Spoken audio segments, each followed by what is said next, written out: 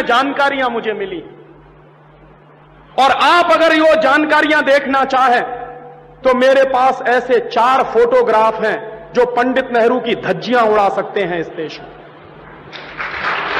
उनमें से 2 फोटोग्राफ तो अभी छप चुके हैं। आपने अगर 15 अगस्त 1997 की इंडिया टुडे पढ़ी हो और नहीं पढ़ी हो तो जरूर खरीद लीजिए, कहीं से मिल जाए तो। उस 15 अगस्त 1997 की इंडिया टुडे में पंडित नेहरू के 2 फोटोग्राफ छपे हैं और उन दोनों फोटोग्राफ को देखने के बाद किसी भी शर्मदार आदमी की आंखें शर्म से नीचे झुक जाएंगी। वो उस आदमी के वो दृश्य हैं उसमें।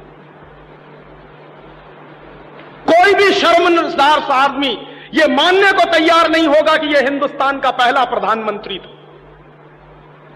इसलिए कांग्रेस में पंडित नेहरू को कोई पसंद नहीं करता था, लेकिन पंडित नेहरू को सबसे ज्यादा पसंद करते थे अंग्रेज और लॉर्ड माउंटबेटन।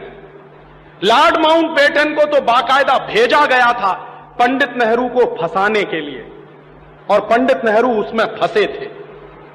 तो लॉर्ड माउंटबेटन और अंग्रेज पंडित नेहरू को पसंद करते थे। क्यों? क्योंकि पंडित नेहरू के बारे में सभी अंग्रेज ये कहा करते थे कि ये आदमी शरीर से हिंदुस्तानी है लेकिन इसकी आत्मा अंग्रेज है, इसलिए इसके हाथ में सत्ता दे दो तो कोई वादा नहीं है, अंग्रेजों का ही शासन इस देश में चलता रहेगा। इसलिए अंग्रेज पंडित नेहरू को पसंद करते थे। और अंग्रेज चूंकि पंडित नेहरू को पसंद करते थे तो बाकायदा पंडित नेहरू की छवि अखबारों में बनाई गई थी मीडिया हाइप के आधार पर। इस देश के जननेता नहीं थे वो। जननेता होते तो क्यों 14 वोट सरदार पटेल के पक्ष में पड़े और क्यों एक ही वोट पंडित नेहरू के पक्ष में पड़ा? और जब पंडित नेहरू ने समझ लिया और देख लिया कि अब दाल गलने वाली नहीं है, मैं चुनाव भी हार गया हूं, कांग्रेस वर्किंग कमेटी में मेरी मेजॉरिटी भी नहीं रही है, तो पंडित नेहरू गए गांधी जी के पास। और ये गांधी जी की जीवन की सबसे ब्लंडर मिस्टेक मैं मानता हूं जो हुई। क्या किया? पंडित नेहरू गए बापू के पास और बापू को उन्होंने सीधे सीधे कहा कि बापू, अगर मैं हिंदुस्तान का प्रधानमंत्री नहीं बना तो मैं कांग्रेस को तोड़ दूंगा, और अगर कांग्रेस टूट जाएगी तो अंग्रेज हिंदुस्तान से नहीं जाएंगे। फिर उनको यह बहाना मिल जाएगा कि कौन सी कांग्रेस को हम सत्ता दें,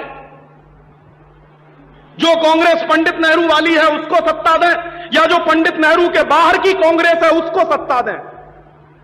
तो बापू पंडित नेहरू की इस ब्लैकमेलिंग के शिकार हुए और बापू ने पर्सनल चिट्ठी लिखी। वो पर्सनल चिट्ठी गांधी जी के रिकॉर्ड्स में है, आप चाहें तो देख सकते हैं। गांधी वांग्मय के 100 अंक हैं जो भारत सरकार ने छापे, और गांधी वांग्मय के 100 अंकों के जो लास्ट फेज के अंक हैं उनके आधार पर एक किताब छपी है जिसका नाम है पूर्ण आहुति, और प्यारे लाल जी ने वो किताब लिखी है। प्यारे लाल जी गांधी जी के सेक्रेटरी हुआ करते थे, तो प्यारे लाल जी ने पूर्ण आहुति में वो चिट्ठी छापी है जो गांधी जी ने पटेल को लिखी थी। क्या चिट्ठी है? कि सरदार पटेल, मैं जानता हूं कि तुम जीत गए हो, लेकिन नेहरू को प्रधानमंत्री बनाना है, इसलिए मैं चाहता हूं कि तुम वापस ले लो अपना नाम। सरदार पटेल ने बापू से सीधे मिलकर कहा कि बापू, ये आपकी अगर अंतरात्मा है तो मैं तो हमेशा आपका सेवक रहा हूं, आप कहते हो तो मैं अपना नाम वापस ले लेता हूं। और सरदार पटेल ने इतनी दरिया दिली दिखाई। गांधी जी ने उनसे यही कहा था कि नेहरू इस समय सत्ता के मद में अंधा हो गया है और कांग्रेस को तोड़ने की बात कर रहा है, और अगर इस समय कांग्रेस टूट गई तो अंग्रेज जाएंगे नहीं, उनको बहाना मिल जाएगा कि हिंदुस्तान में हम कौन सी कांग्रेस को सत्ता सौंपें, कौन सी कांग्रेस को ना दें। इसलिए अंग्रेजों को यह बहाना ना मिलने पाए, कांग्रेस ना टूटने पाए, तो मैं तुमसे अनुरोध कर रहा हूं कि तुम तुम्हारा नाम वापस ले लो। तब सरदार पटेल ने अपना नाम वापस लिया और इस तरह पंडित नेहरू हिंदुस्तान के प्रधानमंत्री बने। किस तरह की चालबाजी से हिंदुस्तान का पहला प्रधानमंत्री अपने पद तक पहुंचा, आप सोचिए जरा। इससे कम चालबाजियां आज चलती हैं क्या कांग्रेस में? ऐसी ही चालबाजियां तो आज चलती हैं कांग्रेस में। यह कांग्रेस का चरित्र है, चालबाजियां करने का कांग्रेस का चरित्र है। और उसी चरित्र में से ये पार्टी निकली है और इसलिए इस पार्टी को अपने सत्यानाश और दुर्दिन देखने पड़ रहे हैं हिंदुस्तान में। ये वही पार्टी है जो 1885 में बनी थी और इस पार्टी के बनने का इतिहास भी गजब का है। आप में से बहुत कम लोग जानते हैं कि कांग्रेस पार्टी को एक अंग्रेज व्यक्ति ने बनाया था। एओ ह्यूम उसका नाम था।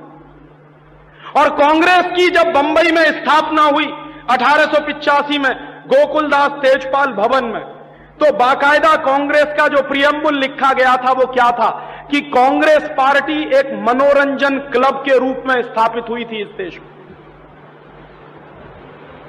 मौज मस्ती का क्लब था। और अंग्रेज क्या कहा करते थे कि इस कांग्रेस पार्टी में ऐसे पढ़े लिखे हिंदुस्तानियों को हम जमा कर देंगे जो हिंदुस्तानियों के मन में थोड़ा बलबला है, और वो बलबला इस पार्टी में निकल आएगा तो फूटकर बाहर निकल जाएगा। और कांग्रेस पार्टी को अंग्रेज कहा करते थे कि ये सेफ्टी बॉल्व है, फ्यूज की तरह से उड़ जाएगा। इसलिए कांग्रेस की नींव पड़ी, ऐसे नींव पड़ी है इस पार्टी की।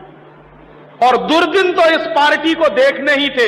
मैं आपको पूरी विनम्रता से कह रहा हूं, अगर महात्मा गांधी ना आए होते साउथ अफ्रीका से तो कांग्रेस को पूछने वाला कोई नहीं था इस देश में। कोई जानता भी नहीं था कि कांग्रेस है और नहीं भी है। गांधी जी ने आके इसमें प्राण फूके थे और गांधी जी ने आके इसको जन आंदोलन का रूप दिया था। बाद में गांधी जी खुद इतने दुखी हुए कि उन्होंने आजीवन कांग्रेस से इस्तीफा दे दिया था। और बाद में गांधी जी कांग्रेस पार्टी में मेंबर तक नहीं रहे और अंत में जीवन के आखिरी दिनों में गांधी जी ने यह बहुत स्पष्ट कह दिया था कि कांग्रेस को खत्म कर दो। क्यों? गांधी जी कहा करते थे कि अगर इस कांग्रेस को खत्म नहीं किया तो यह हिंदुस्तान को वैसे ही लूटेगी जैसे अंग्रेज इस देश को लूटते रहे। लेकिन इन कांग्रेसियों ने कांग्रेस तो खत्म नहीं की, गांधी को खत्म करवा दिया, क्योंकि गांधी उनके रास्ते की रुकावट बनने लगे थे। और बाद में जब कांग्रेस खत्म नहीं हुई तो आज आप उसका हश्र देख रहे हैं। हिंदुस्तान में घोटाले दर घोटाले इस पार्टी ने रिकॉर्ड कायम किया है। और गांधी जी यही कहा करते थे कि अगर ये कांग्रेस खत्म नहीं हुई तो देश को ऐसे लूटेगी जैसे अंग्रेज लूटा करते थे। वही बात आज गांधी जी की सत्य सिद्ध हो रही है इस देश में। और ऐसे धोखाधड़ी से, ऐसे 420 के काम से पंडित नेहरू इस देश के प्रधानमंत्री बने थे। और ऐसी धोखाधड़ी से अगर इस देश की आजादी आई हो तो वो आजादी है कहां। और इसलिए गांधी जी 14 अगस्त 1947 की रात को दिल्ली में नहीं आए थे, वो नोआखली में थे।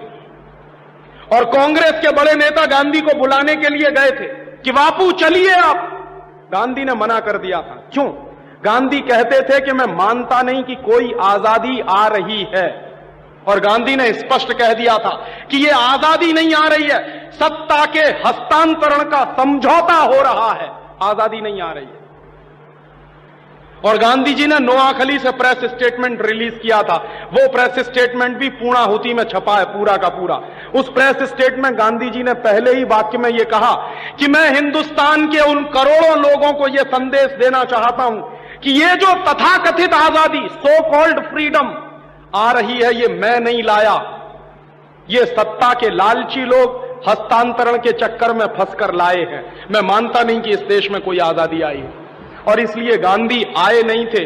14 अगस्त रात 1947 को दिल्ली में नहीं थे, नोआखली में थे। माने भारतीय राजनीति का सबसे बड़ा पुरोधा जिसने हिंदुस्तान की आजादी की लड़ाई की नींव रखी हो, वो आदमी दिल्ली में मौजूद नहीं था 14 अगस्त 1947 की रात को। क्यों? इसके गंभीर अर्थ हैं। गांधी जी इससे सहमत नहीं थे। और 14 अगस्त 1947 की रात को जो कुछ हुआ है, 14 अगस्त 1947 की रात को जो कुछ हुआ है वो आजादी नहीं आई। ट्रांसफर ऑफ पावर का एग्रीमेंट साइन हुआ था पंडित नेहरू और लॉर्ड माउंटबेटन के बीच में। ट्रांसफर ऑफ पावर का एग्रीमेंट और इंडिपेंडेंस ये दो अलग चीजें हैं।